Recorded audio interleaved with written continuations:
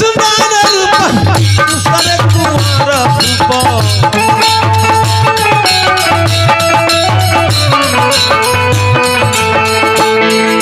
तोहरे नमवा लिखा हलियौ बोलनवा से करे जवाने तोहरे नमवा लिखा हलियौ के बोलनवा से करे जवाने हमरो के ले ले चंद सुनलिया पर कोई के गोतर जवाने हमरो के ले ले चंद सुनलिया पर कोई के गोतर जवाने छोड़ के दे जाइबे ससुरलिया गोली मारी दे हथे जवाने रे छोड़ के दे जाइबे ससुरलिया गोली मारी दे हथे जवाने रे हमरो के ले ले चल ससुरलिया पर कोई के गोतर जवाने रे हमरो के ले ले चल ससुरलिया पर कोई के गोतर जवाने रे अब की के कोइल कहिया ओइ बहे पुनवा के पापा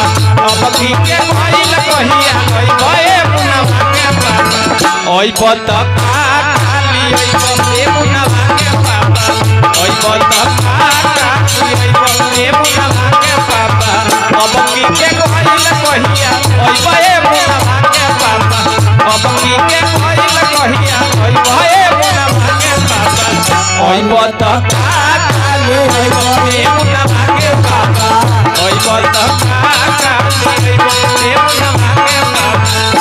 बाबूजी शादी न कोइला बर्बादी कइला बाबूजी शादी न कोइला बर्बादी कइला हमके बुढ़ावा भाता काहे खोज दिया हमके बुढ़ावा भाता काहे खोज दिया हम त लाज कहिले हमर ससुर लागे हम त लाज कहिले हमर ससुर लागे काहे दिले बिमत से पत्थर की बड़ा नजारा ससुर में काहे दिले बिमत से पत्थर की बड़ा नजारा ससुर में बड़ा नजारा ससुर में काहे दिले बिमत से पत्थर की बड़ा नजारा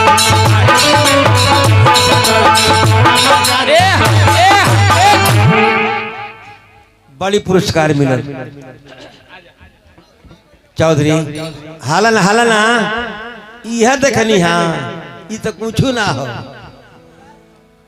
ये तो बुढ़ारी में ही करी हाल बा बुढ़ारी में तो लइकाई में कौना डिजाइन के लइका हुई है अरे लइकाई में बड़ी भारी छुछु न रहले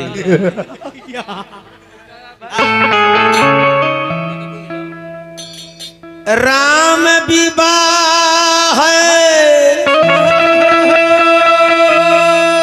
सुनिए राम विवाह जे सुने मन लाई 100 गौदानक फलते पाई बोल बाबू बोला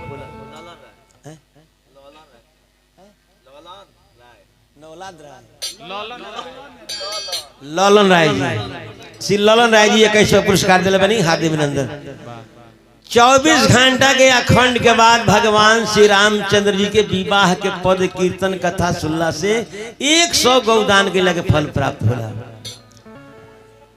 तनी हाला ना भैया रामे जी के खानदान के दधीचि ऋषि जेकरा हड्डी के 3 गो सामान बनल कौन कौन इंद्र भगवान के हाथ में जन वज्र बा दधीचि ऋषि के हड्डी महाभारत के लड़ाई में अर्जुन के हाथ में जन गांडीव धनुष रहे दधीचि ऋषि के हड्डी रहे आ जनकपुर में जन धनुष तुरे के धरल बा दधीचि ऋषि के हड्डी है ये धनुष के पूजा करे खातिर सीता जी बचपन में गईली पूजा करे तब बायां हाथे उठौली एक हाथ से सीता जी ई बात बिहान भइले जनक जी के मालूम हो गई कि बेटी सीता शिव के धनुष के तू हाथे उठौलू हाँ पिताजी जहां कहीं ता उठा के रख देतनी तो राजा जनक जी प्रतिज्ञा करनी कि हे बेटी सीता, जाओ ना शिव के धनुष के बेटी होके बाएं हाथे उठा देलू तो तहार दुल्हा उहे होई जे धनुष के दोनों हाथे तुरी। ई जनकपुर है, जनकपुर है।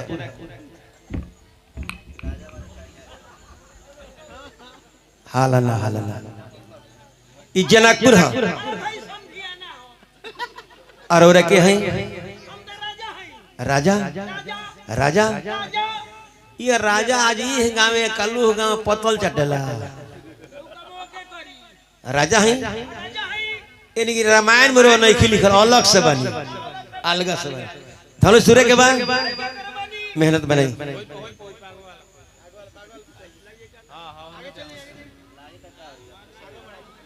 ठीक बा ठीक बा। ये रामायण में नहीं लिखो अलग से राजा बनी। चला क्या बात है।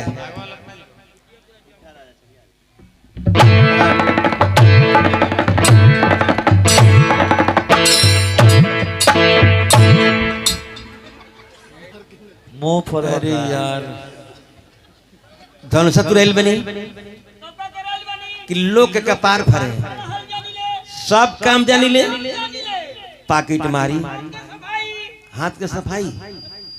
हाय हाय।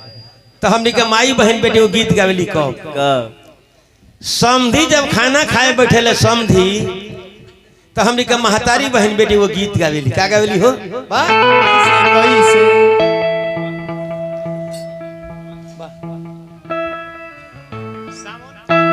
अरे सावन मास समधी काहे न आइले, सावन मास समधी काहे न आइले। कटहरी के अधिकारी जी कोआ निकाली चौधरी के थारी परोसिले, मुड़ी करिले पिछुआरी। किसिम किसिम के माई बहन बेटी गीत गावली। पूरा जनकपुर में हाला बा कि जे भगवान शिव के धनुष के तुड़ी उन्हीं से बेटी सीता के विवाह हुई। अरे हल चल भइले न गोरिया, चल भइले न गोरिया ना। राजा जनक दरबार हजिया, राजा जनक दरबार हजी।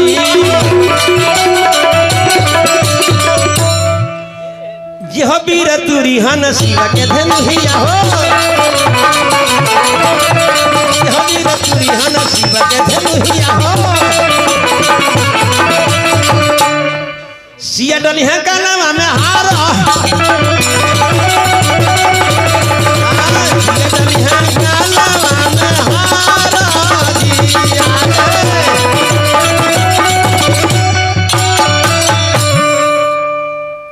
राम लक्ष्मण कहाँ रहलो दोनों भाई? विश्वामित्र जी के जग करावे बगसर में गए रहे। अब बगसर में जब विश्वामित्र जी के जग हो गई तब विश्वामित्र जी राम लक्ष्मण दोनों भाई से कहतनी। गोस्वामी तुलसीदास जी कैसे लिखतनी? तब मुनि सादरे कहा बुझाई, अचरित एक देखिए प्रभु जाई। धनुष जग सुनी रघुकुल नाथा, आहरस चले मुनिवर के साथ। आश्रम एक देखा मगमाही, खग मृग जीव जंतु तह नाही। पूछा मुनि ही शिला प्रभु देखी, सकल कथा मुनि कहीं विसेखी। यहाँ दोहा लिखल बा। गौतम नारी श्राप बस, गौतम नारी श्राप बस। उपल देह धरि धीर, चरण कमर चाहती कि कृपा करहु रघुवीर। अहिल्या के तार धलो आ गंगा जी के तट पर गइलो। भगवान कनिए मुनि जी उ गौतम ऋषि के नारी अहिल्या रलिए। ई के हो विश्वामित्र जी कहने के हे बबुआ राम, तारे खानदान में एगो भागीरथ नाम के राजा रहले, ये धरती पर गंगा जी के बुलावल, आ गंगा जी में स्नान कैले से, दान पुण्य कैले से सब खत्म हो जाला। गंगा जी में स्नान करके दान पुण्य करके तीनों मूर्ति मालिनी से भेंट कैला के बाद फुलवारी में प्रवेश कैले बने। विश्वामित्र जी आराम करतनी, राम लक्ष्मण दोनों भाई नगर घूमे गइल बने। एगो सखी देखली राम जी के, त का कहली हो, आँखिया में कजरा बा,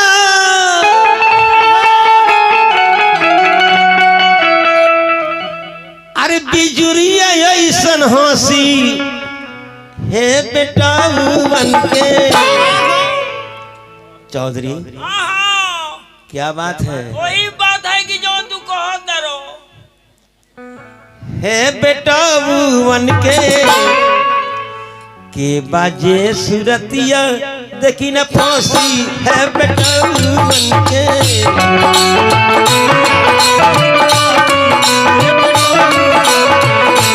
बाजे सुरतिया देखी न फांसी, है बेटा बन के।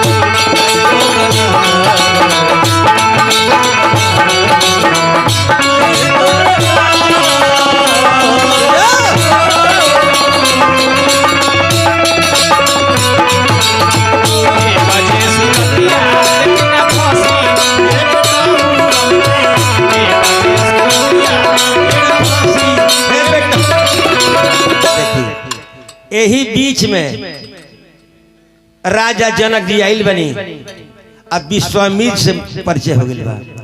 आ राम लक्ष्मण दोनों भाई नगर घूम के आइल बने, एहुल से परिचय हो गई बा। आ तीनों मूर्ति के जनक जी सुंदर आश्रम में रखवा देनी। भोर भई गोस्वामी जी लिखत नहीं, उठे लखन निस विगत सुनी, अरुण सिखा दुनिकान, गुरु ते पहले जगतपति की जागे राम। पहले के लोग रामायण के दोहा चौपाई पहले के लोग कैसे गाते? एक लाइन कौन गीत बोल दिलो, अब बीच में खाली दोहा चौपाई, तो कहते गावे लो। भोजपुरी सम्राट कुतुबपुर दियरा जिला छपरा स्वर्गीय भिखारी ठाकुर जी के भाव में तनि रामायण के चौपाई वाह। बढ़ जो उठे लखान निशा सकल सोची करे,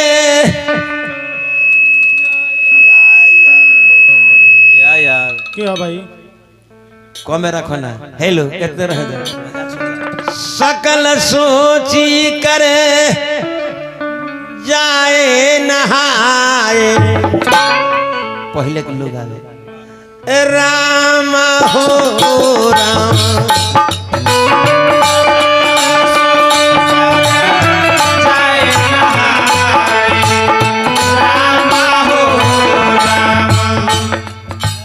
नित्य निबाही गुरु ही सिरनाए, राम हो राम, नित्य निबाही गुरु ही सिरनाए, राम हो राम। समय जान गुरु आयस पाई, राम हो राम,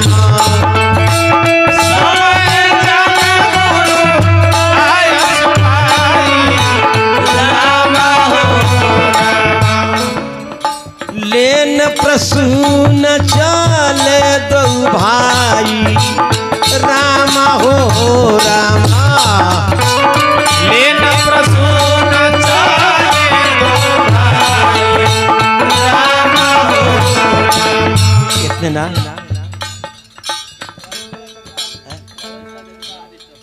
राजेंद्र राय जी, माननीय श्री राजेंद्र राय जी चौकदार साहब 100 रुपये दिला बनी, हार्दिक अभिनंदन करते हैं। माननीय श्री मुकेश राय जी पुरस्कार देनी, हार्दिक अभिनंदन। तेही अवसर तात हो आई रामा हो रामा,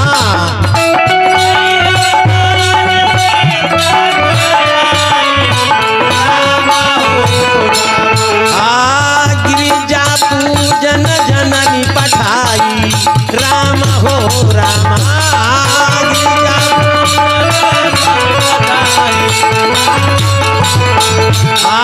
गिरिजा पूजन जननी पठाई राम हो रामा,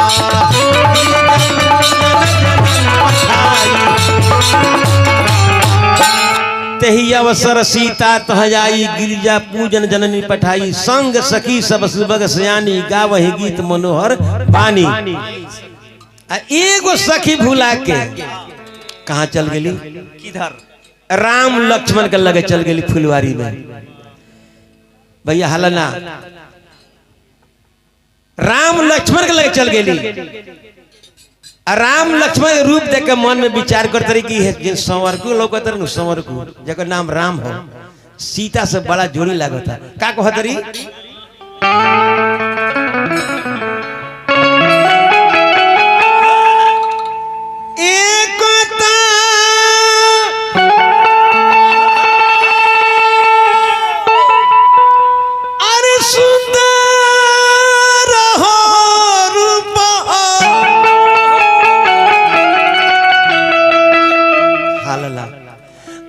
दूसरे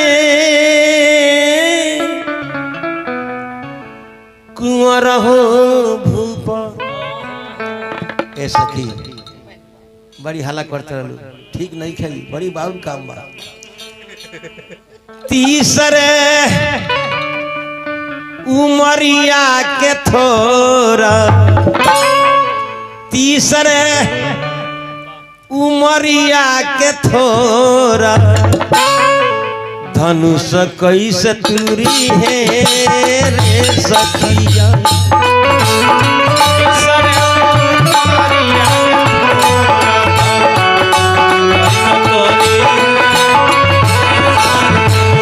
हाथी सर उमरिया के थोरा, धनुष कैसे तुरी है रे सखिया,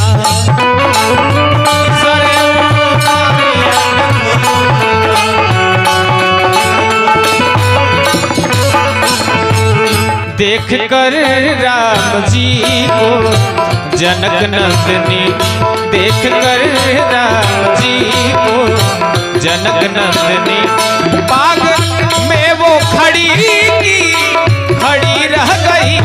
राम देखे सिया को, सिया राम को, राम देखे सिया को, सिया राम को, चारों अखियां लड़ी रह गई। देख कर राम जी को जनक नंदनी,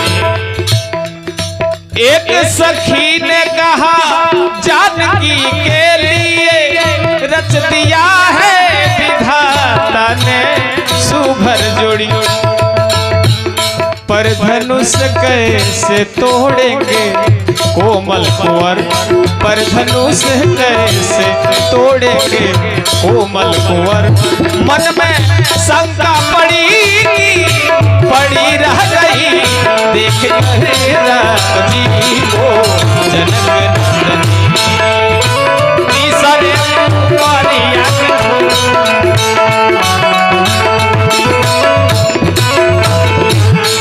बड़ी पुरस्कार मिला जयकर्ता महोदय श्री राजेंद्र राय जी हमारा भैया के तरफ से, पिंटू राय जी, माननीय श्री मिंटू राय जी 100 रुपये दिले बनी, हार्दिक अभिनंदन। तीसरे उमरिया के थोर पहले के लोग हाला ना दोहरी चौगुन लगा के पहले के लोग कैसे गावे बबुआ हो गए वाह तीसरे अरे उमरिया के थोड़ा कैसे तुरी है रे सखिया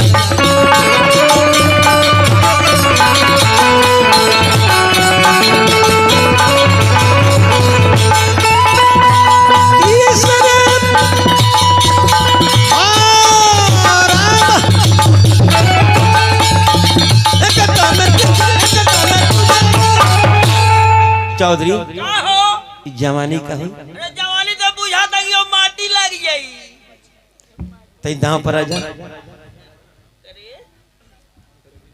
हाला ना आराम से ढेर डांस देखले बनी डांस ढेर देखले बनी और ढेर डांस आजो देखे के मिली लेकिन ई मॉडल ना मिली ई 70 वर्षा हो का कहत रही हो बोला जल्दी श्री मुकेश राय जी पैक्स अध्यक्ष महोदय के तरफ से पुरस्कार पर हार्दिक अभिनंदन सखी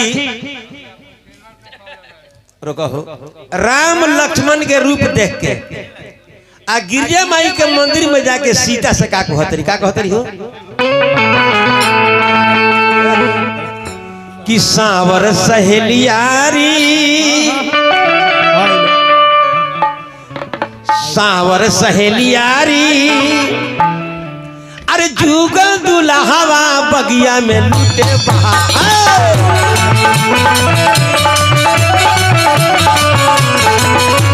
सांवर सहेलियारी जुगल दुल्हावा बगिया में लूटे बहार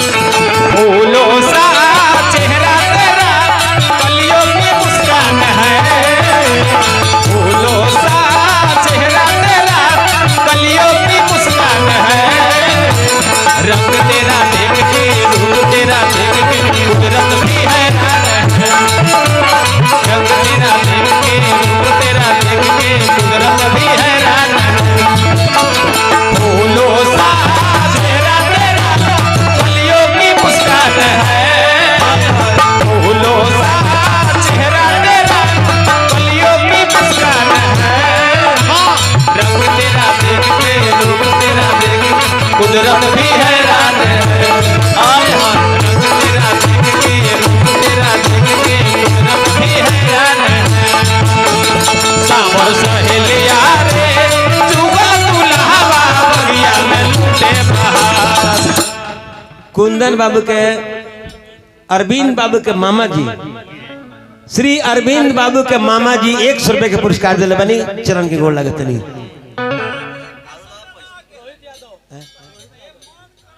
हाला ना सुना रोहित यादव जी दे 21 रुपए दिले बनी हार्दिक ऐसा की सुना कि सखिया बगिया के देखो मारस गजल शिशुकारी सखिया बगिया के नारी देखो मारस गजल शिशुकारी थर थर कांपे रे जियरा चले हमरा कर प्यारी थर थर कांपे रे जियरा चले हमरा कर प्यारी सीता जी कहली केसन केसन बालो एक संवरिया के गोरे बदनवा एक संवरिया के गोरे बदनवा एक संवरिया के गोरे बदनवा एक संवरिया के गोरे बदनवा अरे मोहेल मनवा हमारी की सांवर सहेलियारी जुगा दुल्हावा बगिया में सांवर सहेलिया रे जुगा दुल्हावा सहेलियारी जुगा दुल्हावा बगिया में लूटे बहार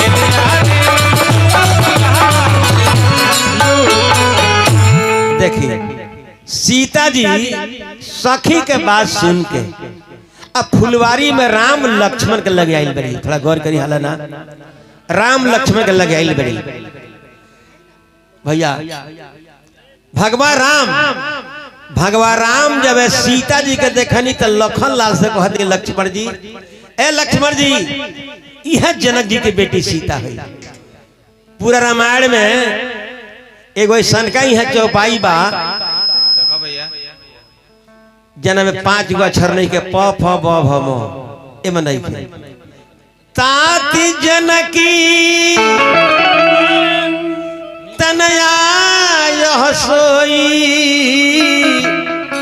अधनुष जग जही कारण होई।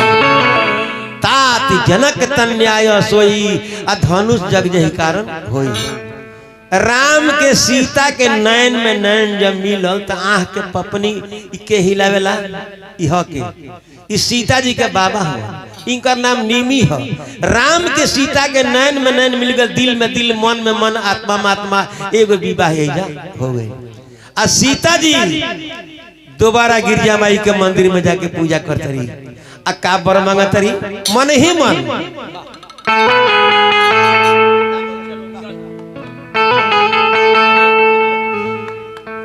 पहिला मांगन सिया मांगली से हो विधना, पूरा कैले से हो विधना, पूरा कैले हो ललना।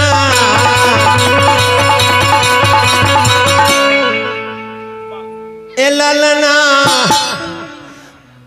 मांगली जनक पूरा नैहर दसुरा है दशरथ भालवा है।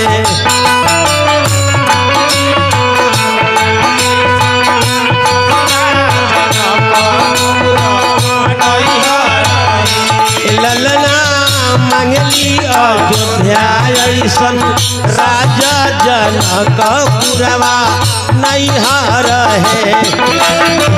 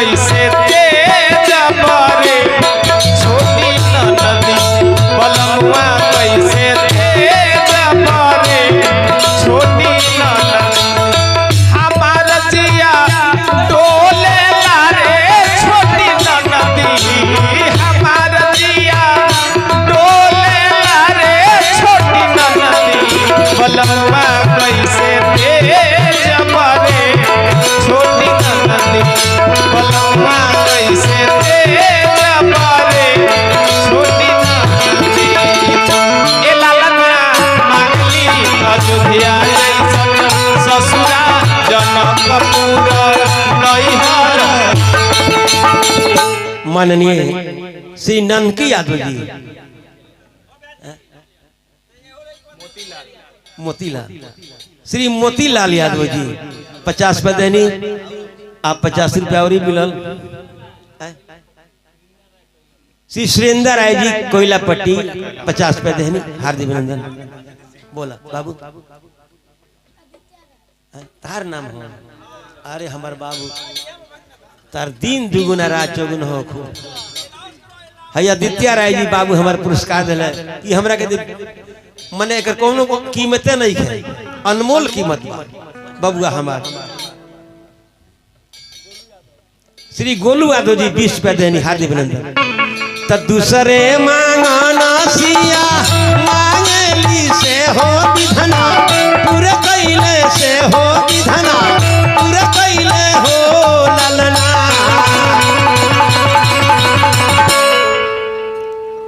ए ललना,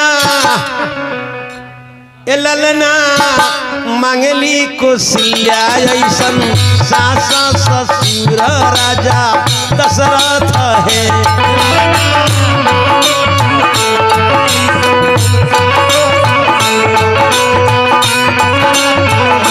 ललना मांगली कुशिया ऐसन सासा ससुर राजा दशरथ है।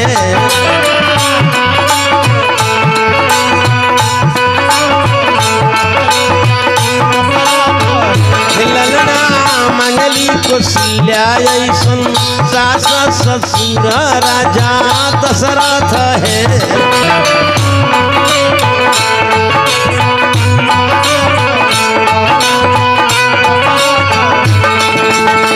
पनिया के जहाज से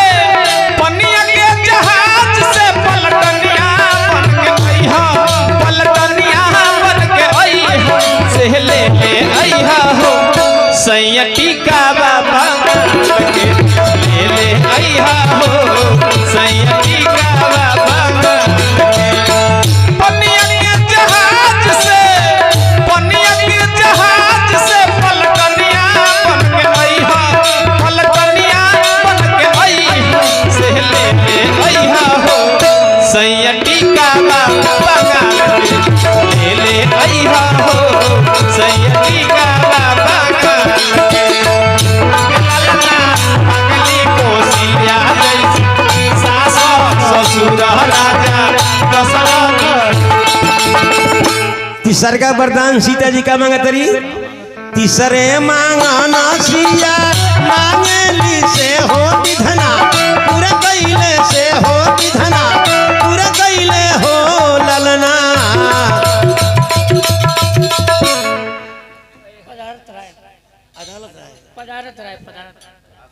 माननीय श्री पदारथ राय जी इस सोहर पुरस्कार दिल 50 रुपया हार्दिक अभिनंदन। तो तीसरे मांगना सिया मांगली से हो विधना, पूरा कैले से हो विधना, पूरा कैले हो ललना।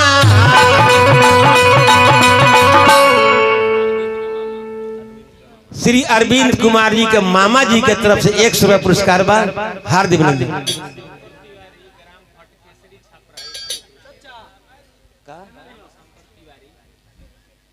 माननीय श्री राम शंकर तिवारी जी ग्राम भटकेसरी जिला छपरा 101 रुपया पुरस्कार बा, हार्दिक अभिनंदन नमस्कार हो। हे ललना त पुरुष मांगेली भागा वाना देवर बबुआ लक्ष्मण।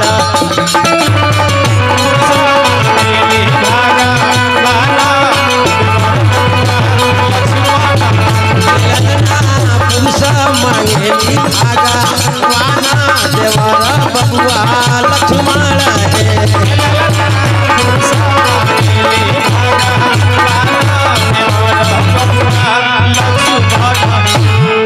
गिरिजा माई भी मन ही मन वरदान दिली कि सुनहु सिए सत शीस हमारी, अब पूजा ही मनोकामना। हो गल टाइम तो भगवान के नाम बोला का कह चल चल के। माननीय श्री मिंटू राय जी 51 रुपये के पुरस्कार दिले बनी, भैया के चरण के हम गोल लगत नहीं का कह चल चल के हम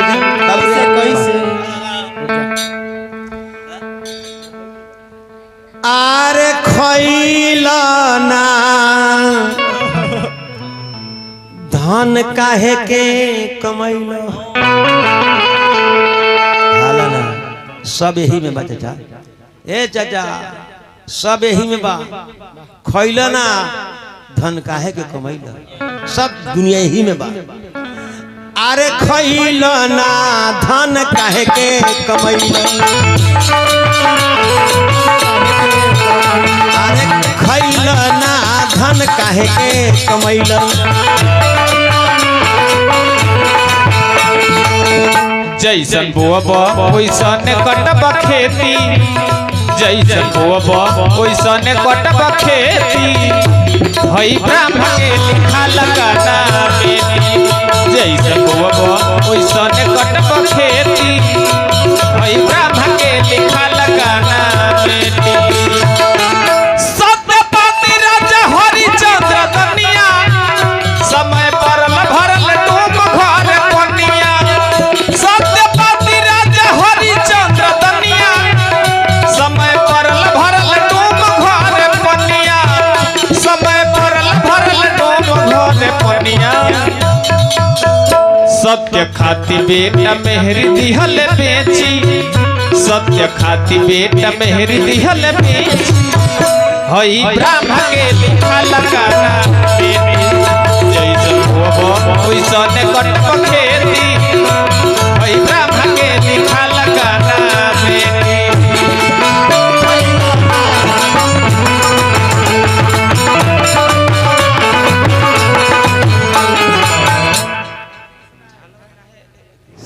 मुकेश राय जी पैक्स अध्यक्ष महोदय 50 पे देहनी आपन नाम बोलो। डाबर दलाल बगली में से हाथ निकालना पहले है ताक आदित्य राज। अच्छा मिंटू राज। मामी के नाम बोलो। पूजा देवी। अरे हमार बाबू मौसी के नाम बोलो। धन हुआ पूजा के बेटा हमार जुगनू जी है अपना से बढ़ के सेवा करी है आ सबके मान सम्मान इज्जत करिए बाबू हमार। जा जा ब्यास बात बनी जा।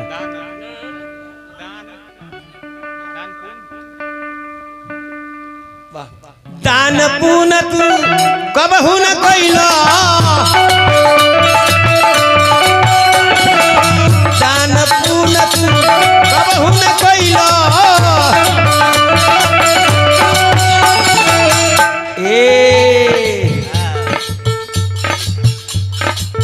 हरि के भजनिया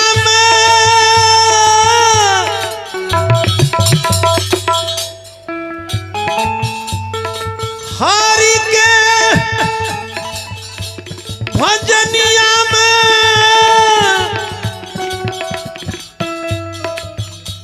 आरे गइलाना धन काहे के कमैला। हे प्रभु हरि के भजन में गइलाना धन काहे कमैला की खैलाना धन काहे के अरे खैलाना धन काहे के कमैला।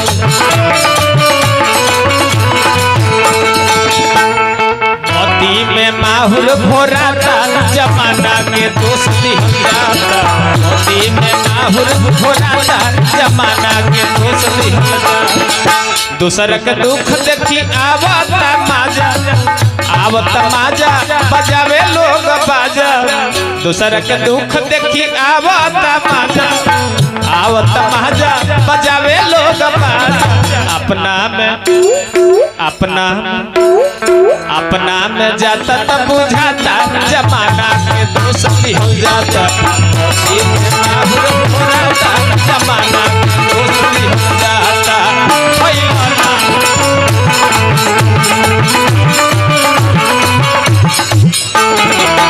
माननीय चौकीदार साहब श्री राजेंद्र राय जी 100 रुपया देनी गोल लागत नहीं हो।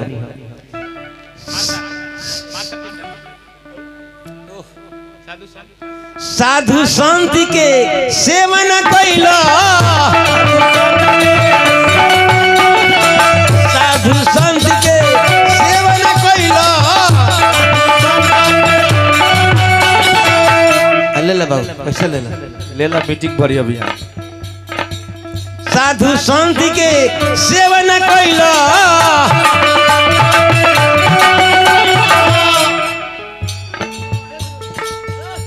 अरे प्रभु के शरणिया में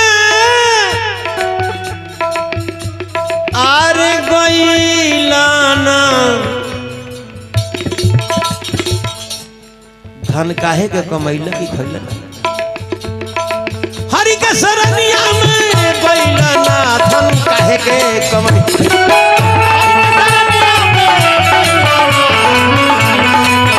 अरे खैलाना धन काहे के कमैला। अरे खैलाना धन काहे के कमैला। धन काहे के कमैला। खैलाना धन काहे के कमैला। बोले रामचंद्र जी जय जय जय जय जय जय जय। बोलिए प्रेम से शंकर भगवान की जय। जय श्री सीताराम। जय।